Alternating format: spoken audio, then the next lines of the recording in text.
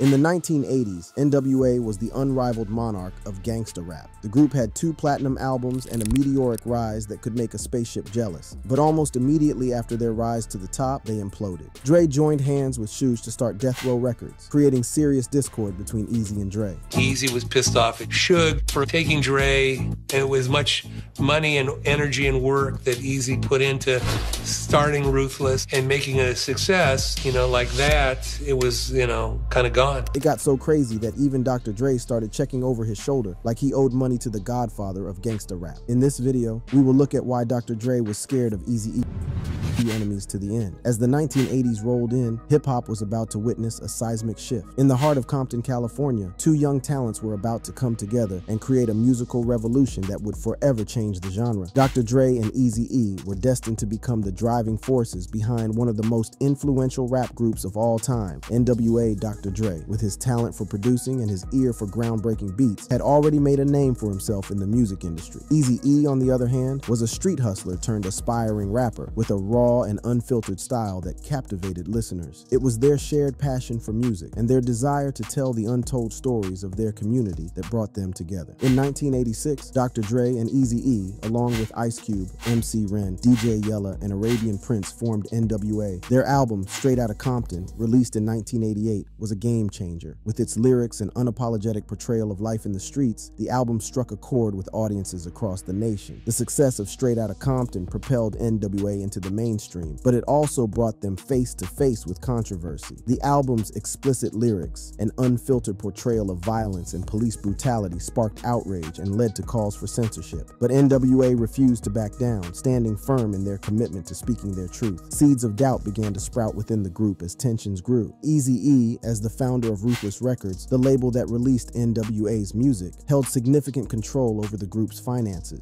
This power dynamic, combined with the growing influence of manager Jerry Heller, created a rift between Eazy-E and the rest of the members, particularly Ice Cube. The creative differences and financial disputes eventually led to Ice Cube's departure from NWA in 1989, further fueling the flames of animosity within the group. The departure of Ice Cube had left a void that couldn't be filled, and the remaining members found themselves at odds with each other. But it was the growing divide between Dr. Dre and Eazy-E that would ultimately lead to the explosive feud that defined their relationship. Eazy-E's control, combined with the influence of manager Jerry Heller, created a power dynamic that left Dr. Dre feeling marginalized and undervalued. Despite his undeniable talent and contributions to NWA's success, Dre felt overshadowed by Eazy-E's control over the group's decisions. This growing resentment would become a driving force behind the eventual feud. Dre and Eazy-E's disagreements went beyond money issues. Their personal and creative differences were a big part of the problem. Dr. Dre, who focused on perfecting every detail in music, clashed with Eazy-E's more spontaneous style. Dre wanted to grow artistically, while Eazy-E had a more laid-back approach, causing creative clashes and growing resentment between them. The final straw came in 1991 when Dr. Dre discovered that he was not receiving the royalties he was entitled to from Ruthless Records. This revelation further deepened the rift between Dre and Eazy-E. The feud between Dr. Dre and Eazy-E reached its peak when Dre decided to leave NWA and Ruthless Records to pursue a solo career. This decision further fueled the animosity between the two, as Eazy-E felt betrayed by Dre's departure and saw it as a personal attack on their friendship and the legacy of NWA. The fallout from the feud between Dr. Dre and Eazy-E would have far-reaching consequences for both artists. Following his departure from NWA, Dr. Dre embarked on a highly successful solo career, establishing himself as one of the most influential producers in the industry. His groundbreaking album, The Chronic, released in 1992, solidified his status as a hip-hop icon and set the stage for his future endeavors. Meanwhile, Eazy-E continued to release music under Ruthless Records, but the absence of Dre's production and the ongoing feud took a toll on his success. Despite his efforts to keep the label afloat, Eazy-E struggled to replicate the massive success he had experienced with NWA tragically. The feud between Dr. Dre and Eazy-E would come to an abrupt and devastating end. In 1995, Eazy-E was diagnosed with AIDS, a diagnosis that shocked the hip-hop community. The news came as a devastating blow, not only to Eazy-E, but to his fans and those who had followed his journey. Even though Dr. Dre and Eazy-E had a strained relationship in their last years, Eazy-E's illness deeply impacted Dre. The tragic turn of events made Dre regret the long-standing feud and wish for reconciliation. The awareness that their conflict had wasted valuable time and prevented them from patching things up weighed heavily on Dre. In a heartbreaking turn of events, Eazy-E passed away on March 26, 1995, just weeks after his AIDS diagnosis. The loss of such a talented and influential figure left a void that could never be filled. Following Eazy-E's untimely death, the hip-hop community mourned the loss of a true icon. Dr. Dre, deeply affected by the tragic turn of events, underwent a personal transformation. He recognized the need to move past the bitterness of the past and focus on building bridges rather than burning them.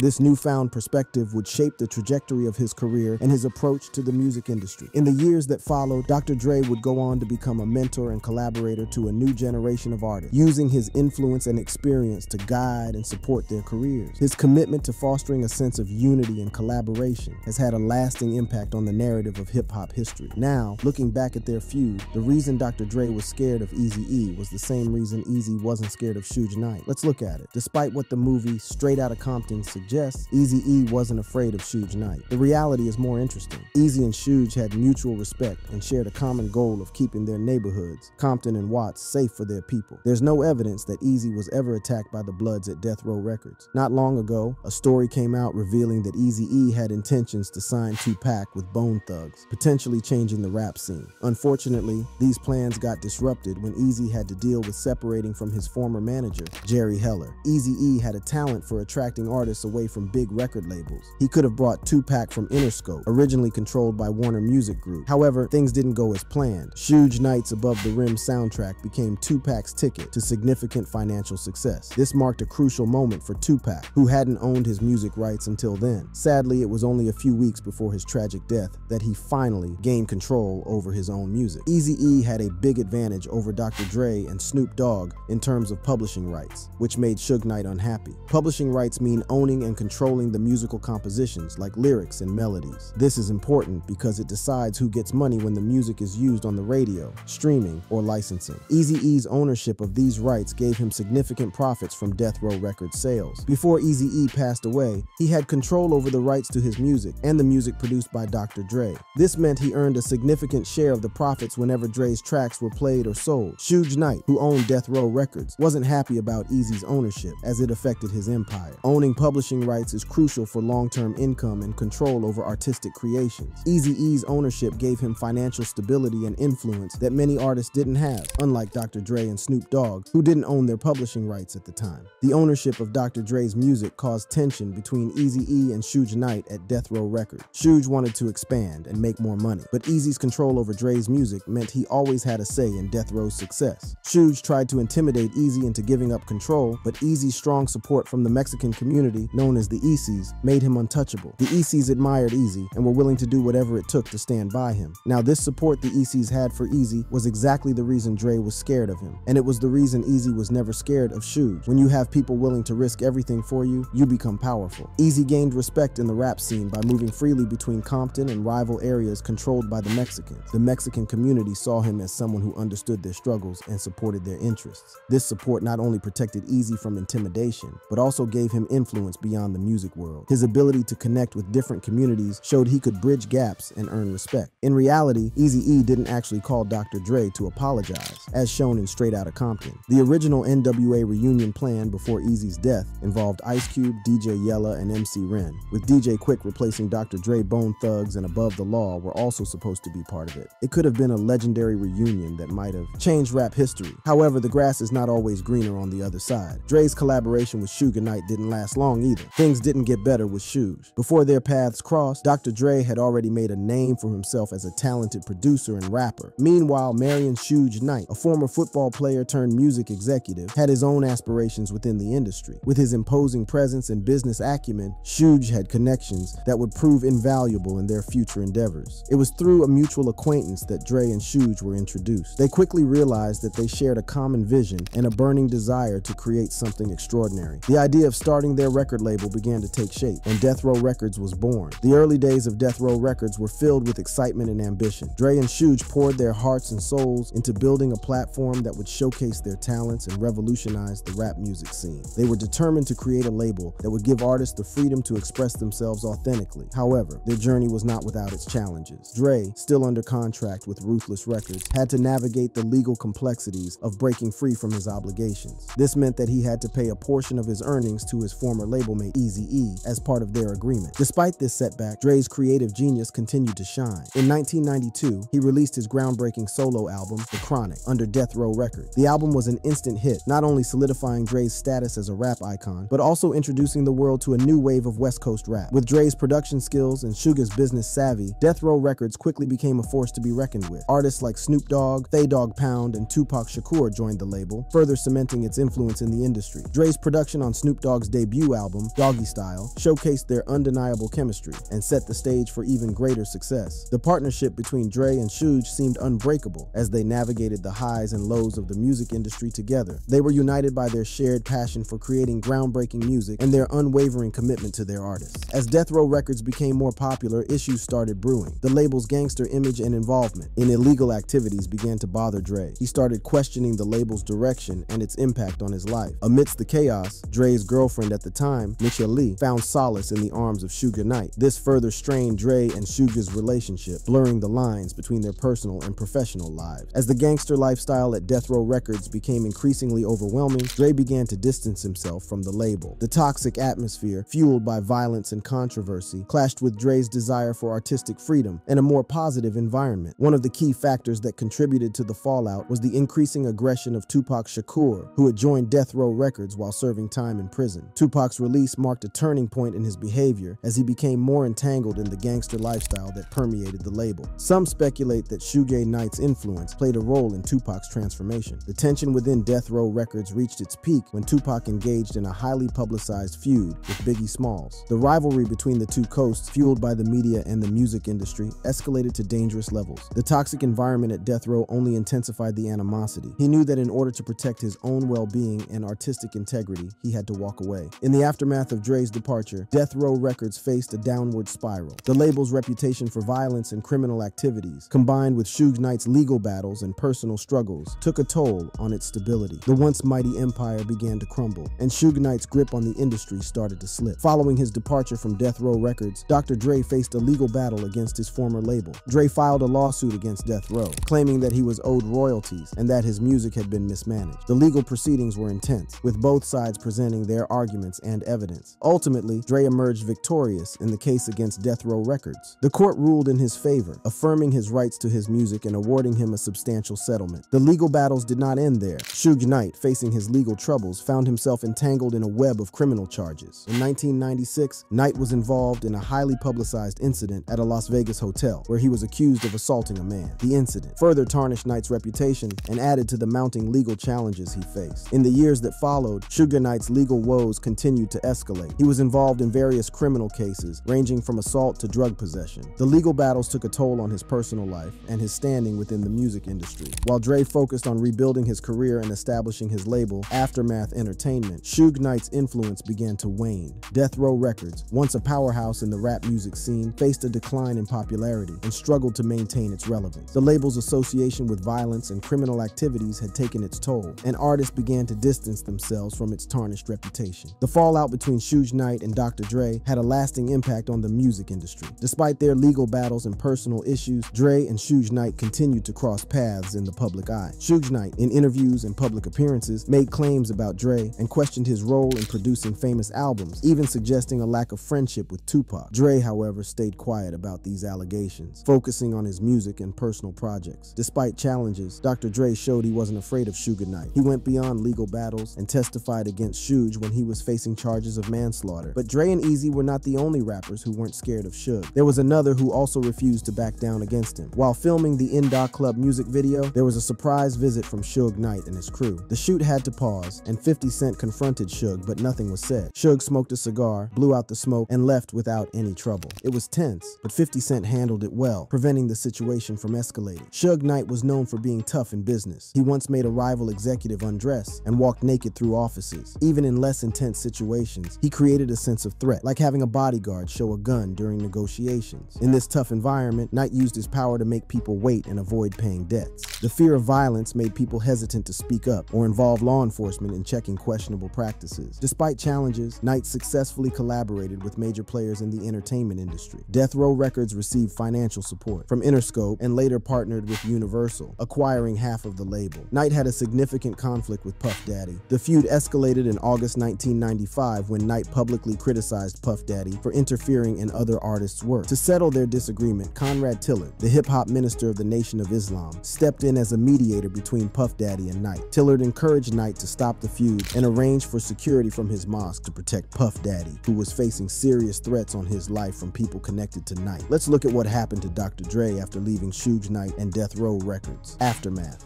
After leaving Death Row Records, Dr. Dre founded his own record label, Aftermath Entertainment. This move was met with skepticism and raised eyebrows in the industry. Many wondered if he could replicate the success he had achieved at Ruthless and Death Row Records. No one knew that Dr. Dre was about to embark on a journey that would solidify his status as a true musical genius. One of the early triumphs of Aftermath Entertainment was the production of the iconic hit No Diggity by Blackstreet. Dr. Dre's signature sound, characterized by its smooth grooves and infectious beats, perfectly complemented the soulful vocals of the group. Released in 1996, No Diggity became an instant sensation, dominating the airwaves and topping the charts. The song's irresistible blend of R&B and hip-hop elements showcased Dr. Dre's versatility as a producer. As Aftermath Entertainment continued to gain momentum, Dr. Dre's influence in the industry grew exponentially. Artists from all corners of the music world sought out his production skills, eager to tap into his magic touch. One of the most notable collaborations during this period was with the rising star Eminem. Dr. Dre recognized Eminem's raw talent and unique storytelling ability, and together they crafted the groundbreaking album, The Marshall Mathers LP. Released in 2000, the album was a commercial and critical success, earning multiple Grammy Awards. Dr. Dre's production on tracks like The Real Slim Shady and Stan showcased his ability to create diverse sounds that perfectly complement Eminem's lyrical prowess. As Aftermath Entertainment gained momentum, Dr. Dre's artistry flourished. In 1999, he released his highly anticipated album, simply titled 2001. This album was a triumphant return to his gangsta rap roots, featuring hard-hitting beats, infectious hooks, and collaborations with some of the industry's biggest stars. 2001 became an instant classic, solidifying Dr. Dre's status as a rap icon.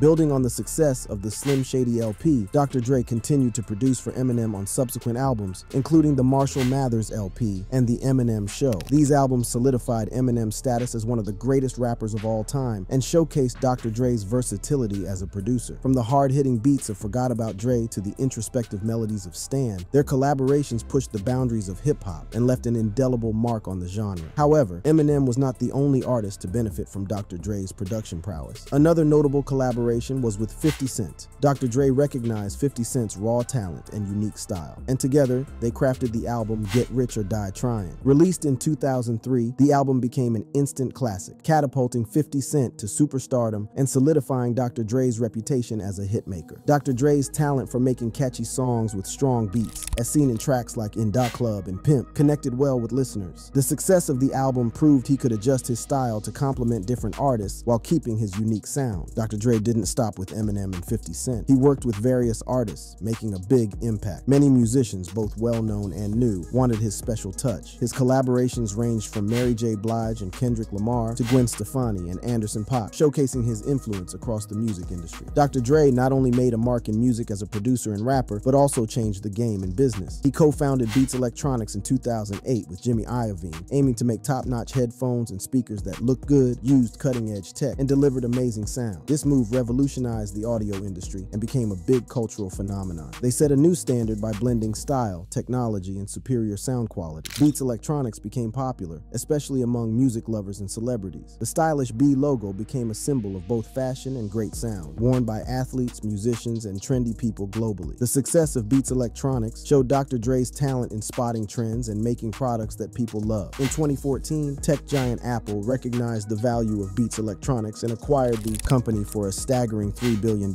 This acquisition further solidified Dr. Dre's status as a savvy entrepreneur and cemented his place in business history. His ability to build a brand from the ground up and turn it into a global phenomenon is a testament to his business acumen and vision. Let's explore what his life looks like outside of music and business. At the tender age of 16, Dre found himself becoming a father for the first time. His then girlfriend, Cassandra Joy Green, gave birth to their son Curtis. This early responsibility set the stage for the challenges that would follow. Moving forward to 1983, Dre entered into a relationship with Lisa Johnson. Together, they welcomed a daughter named LaTanya Danielle Young, but their story didn't end there. Over the course of their relationship, they went on to have 3 more daughters. However, Dre's journey through fatherhood was was far from smooth. He had another son named Andre Young Jr. with Janita Porter, who later sued him for child support. This legal battle added another layer of complexity to Dre's personal life. But it wasn't just his romantic relationships that brought children into Dre's life. During his relationship with singer Michelle, which lasted from 1987 to 1996, they welcomed a son named Marcel. This unexpected twist added another chapter to Dre's ever-evolving story. He also has disturbing accusations of violence against women that have haunted him throughout his life. One of the most notorious incidents occurred in 1991 when Dre assaulted television host Dee Barnes. But Dee Barnes was not the only woman to accuse Dre of abuse. Michelle Lee, his former girlfriend, came forward with allegations of domestic violence during their relationship. Her claims shed light on a deeply troubling pattern of behavior within Dre's personal life. Another ex-girlfriend, Lisa Johnson, made even more shocking allegations. She claimed that Dre physically abused her while she was pregnant, leading her to obtain a restraining order against him. These revelations painted a disturbing picture of a man capable of extreme violence. The accusations didn't stop there. Terry B., a former label mate, accused Dre of assaulting her at a party, adding further weight to the claims against him. These incidents exposed a dark side to Dre's personality that had long been hidden from the public eye. In interviews, Dre has addressed his past abusive behavior, expressing remorse and offering apology for his actions. However, the scars left by his violent acts continue to haunt his reputation. Also, legal issues and copyright lawsuits have plagued his career. He found himself entangled in a legal dispute with Lucasfilm, the renowned film production company. The details of the lawsuit remain shrouded in mystery, but it added to the legal drama surrounding Dre's career. Another copyright lawsuit came from the Fatback Band, a funk and R&B group. They accused Dre of unauthorized sampling of their music, leading to a legal battle over intellectual property rights. But copyright issues were not the only legal troubles Dre faced. He was also sued for plagiarism by a French jazz musician. Uncredited samples and unauthorized use of music became a recurring theme in Dre's legal battles. Aside from copyright lawsuits, Dre had other legal issues that made headlines. He faced arrest for battery. In addition, he was involved in a high-speed police chase, further tarnishing his reputation. Dre's legal troubles extended beyond his personal life. He was also embroiled in a stabbing incident at an award show. Furthermore, he faced defamation lawsuits over the film Straight Outta Compton, which shed light on the controversy surrounding his rise to fame. Dr. Dre also lost a trademark filing and was ordered to pay royalties to a former partner for his involvement in designing Beats headphones. In 2020, Dre's second wife, Nicole Plotzker Young, filed for divorce. The divorce proceedings were accompanied by explosive allegations of verbal violence and infidelity, further tarnishing Dre's public image. But the controversies didn't end with the divorce. Dre has been accused of neglecting his oldest daughter, who spoke out about being homeless and unsupported by her father. Dre's reputation took a hit due to accusations of violence against women and revelations about family issues. People are now grappling with the negative aspects of the music mogul's character and wondering about the impact of his actions. Beyond these controversies, Dr. Dre has also made significant philanthropic contributions throughout his career. He has been a strong advocate for education and has donated generously to various causes. His commitment to giving back and uplifting communities has made a lasting impact on countless lives. Dr. Dre's philanthropic efforts have extended to music as well. He has supported emerging artists and provided opportunities for them to showcase their talent. His mentorship and guidance have helped shape the careers of numerous up-and-coming musicians, ensuring that the legacy of great music continues. In addition to his philanthropic endeavors, Dr. Dre has also used his platform to raise awareness about social issues. He has been vocal about the need for change and has used his influence to shine a light on important causes. Dr. Dre's commitment to using his platform for good is a testament to his character and his desire to make a positive impact on the world. If you enjoyed this video, click on the card showing on your screen right now for more videos.